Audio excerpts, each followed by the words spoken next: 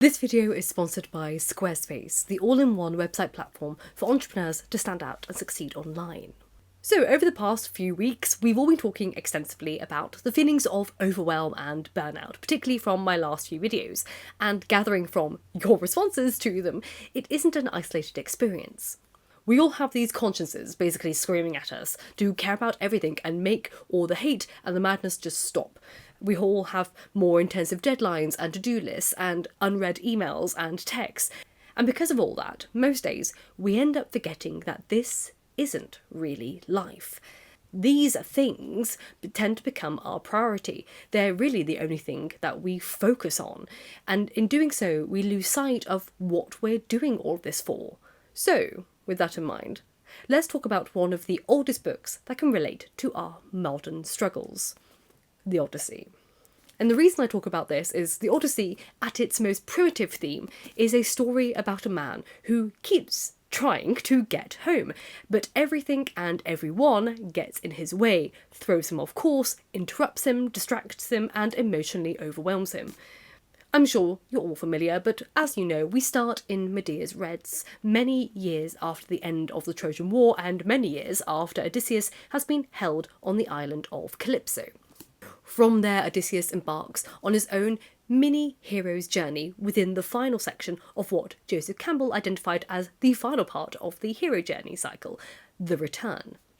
Now, a lot of the responsibility as to why Odysseus takes so long to return home from Troy is not placed on Odysseus's shoulders, but those of others. It was the goddess who kept him on an island for 7 years. His men are the ones who opened Aeolus' bag of winds. Poseidon interfered with his course or stirred up a storm.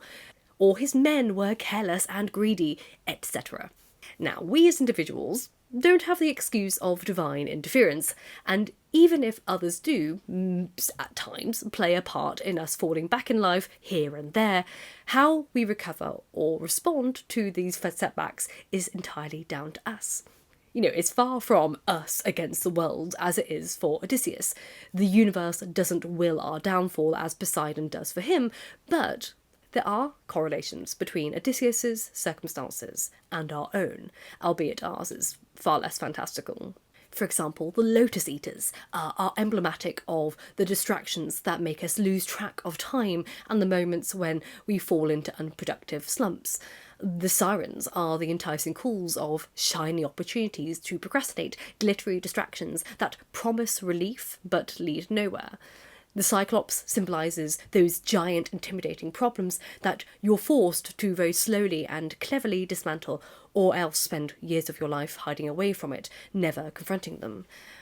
And Scylla and Charybdis emblemise those moments in life that crop up and force us to choose between two intensely stressful options, both of which are uncomfortable and potentially unforgiving, but there's no other option.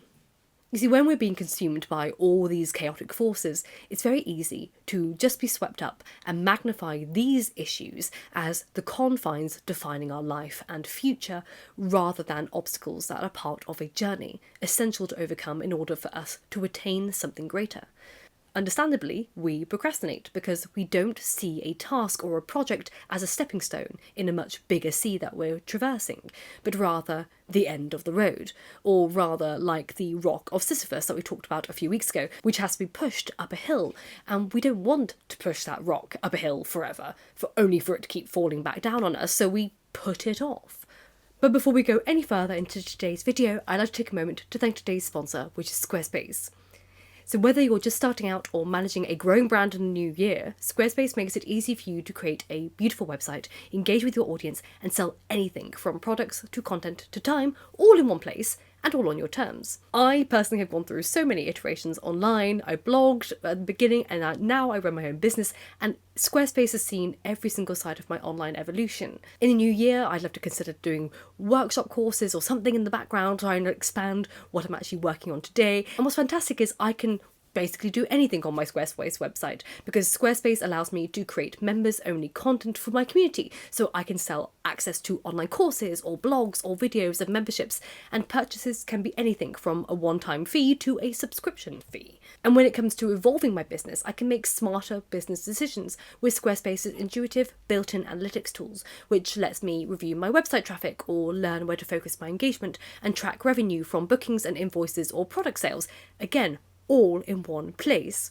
So if you're interested, check out squarespace.com for a free trial, and then when you're ready to launch, go to squarespace.com/Lady of the Library to save 10% off your first purchase of a website or domain. Now, the reason Odysseus doesn't become overwhelmed or forlorn by all the obstacles thrown his way is because he knows that they're not everlasting. They're not emblematic of how his life will be for all eternity, or even how he'll feel for all eternity.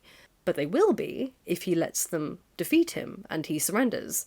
But he has Ithaca, and he knows Ithaca is there for him, as is his wife and son, and that possible reality is too enticing for him to surrender.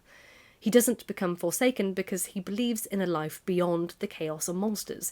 He sees all his trials and tribulations as part of the process of getting to his end goal, the elements which will make him fit to return, worthy of claiming his status as a hero and the king of Ithaca. Now, if you're familiar with my channel or been on my Instagram, I have a dog, and my dog's name is Ithaca, and her name actually comes from my favourite poems, Ithaca by Cavafy. Now, I read that poem the day I finished my undergraduate degree in classics, and I was just really sad about leaving the classics behind in order to pursue English literature in my master's, not knowing that I would be returning to the classics department a decade later. So the line that struck me was, "Keep Ithaca always in your mind." For me, Ithaca was the passion I had for the subject, the curiosity and memories I had studying it and reading about it and learning about it. And with Ithaca always in my mind, I was never actually truly leaving the classics department that I'd grown to love so immensely. To feel that whole quote in context, the poem goes as such: "Keep Ithaca always in your mind. Arriving there is what you're destined for. But don't hurry the journey at all. Better if it lasts for years, so you're old by the time you reach the island, wealthy with all you've gained on the way, not expecting Ithaca to make you rich. Ithaca gave you the marvellous journey. Without her, you wouldn't have set out. She has nothing left to give you now." Obviously, Ithaca in the Odyssey is a location, but it symbolises so much more than that. It symbolises stability, rest and belonging, and basically his success as a hero and a war hero. It's the place where an overwhelmed person can take sanctuary and rebuild routines, a sense of peace and regaining mental clarity. But in order for us to truly be replenished by those things, in order to appreciate and understand the importance of Ithaca, we have to go through the opposite. We have to go through the chaos and the hurt and the losses, frustration, the quick decisions, the literal setbacks, the repetition and the non-linear process of living life in order to get where we want to be and become who we dream of being. When Odysseus is set back, he is literally blown back miles to where he set off from. We as readers don't see Odysseus as a failure. We see it as a structural human experience because that happens. And he doesn't see himself as a failure either. He doesn't give up because he was sent back. He doesn't beat himself up or tell himself he can't do this or call himself stupid or even question his worthiness or his morality, his goodness. He carries on because the struggle to reach stability is a timeless, universal drive, and that motivates him, as it does all of us. We all have that drive for stability. And I know that feels so hard when the future looks pretty darn bleak, but our time is no more or less bleak than the lives and time period of billions of people who have lived before us, who live alongside us now, in different countries and different continents. Odysseus's resilience comes from pacing and strategizing and taking his time, not trying to grind himself harder, outgrind the world around him. He also receives a lot of help. He doesn't do any of this alone. He has a whole team of people from whom he seeks aid and guidance and advice. And the days in which everything goes wrong for Odysseus, the days where he gets sent back, or trodden on, or held back, or tormented, or lost, aren't days proving that he is weak or not good enough. They're all just part of his character arc. And after it's all over, he immediately returns to that life again, leaving stability behind to seek a new adventure, because he's addicted to the opportunities voyage provides him, rather than the thrill of reaching the destination. When Odysseus is on Calypso's island, looking out onto the sea, longing for Ithaca, I can sort of see myself where I am now. I see a wary person who has disguised her burnout with comforts. Sometimes things that appear on the outside as rest don't feel restful at all, and they feel more like stagnation. It's completely unreplenishing, and as such, it makes you want to quit. But really, it's just a sign that I'm resting at the wrong stop. I'm not supposed to be here. Even if it feels safe and familiar, it's too easy to stay here. But it feels really hard to leave and change what I know. This has been a lot of rest for me this year, and it hasn't felt restful. I feel like a lot of the things that have gone wrong over the past couple of years, really, which led to me being the term well, have sort of just commingled in this island. I sort of feel like I'm on Calypso's island. It looks nice, but it's not where I'm meant to be. And I think looking at the challenges and maybe like Odysseus, I don't know if Odysseus felt this way, but maybe he did. Maybe he felt like he lost his confidence after 7 years of sitting on Calypso's island. He hadn't been travelling, he hadn't been adventuring, and you're sort of wondering, who am I and how can I go back to that world when I've been out of it for so long, when I haven't been successful for so long? I haven't been doing the thing that I want to do. But when you're stuck in that realm of losing confidence, you sort of have to realise that all those scary monsters that you built up in your head, all these things that felt like real struggles, from, for me, dyslexia to autism, to the algorithms, to not being able to handle a lot of basic things. Everything has become scary to me. Reading and researching has become scary.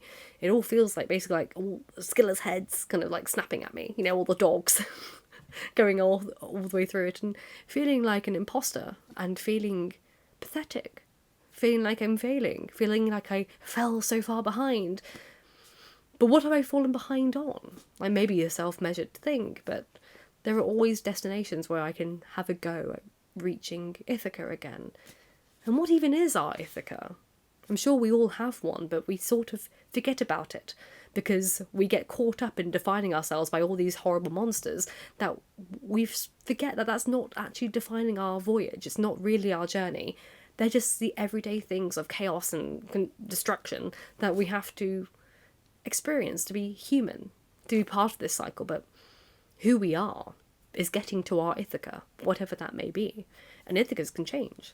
Ithacas are a sense of being oneself, fully content, realising that you are where you belong, that you had this ambition, and what makes one a human without having overcome obstacles, having these elements of your life, whether they're neurodiversities like ADHD and dyslexia and autism, or not fitting in or not having the background expected of you, not fitting into certain, fields that weren't built for you, feeling like an imposter, feeling like you don't deserve this, that you're not as good.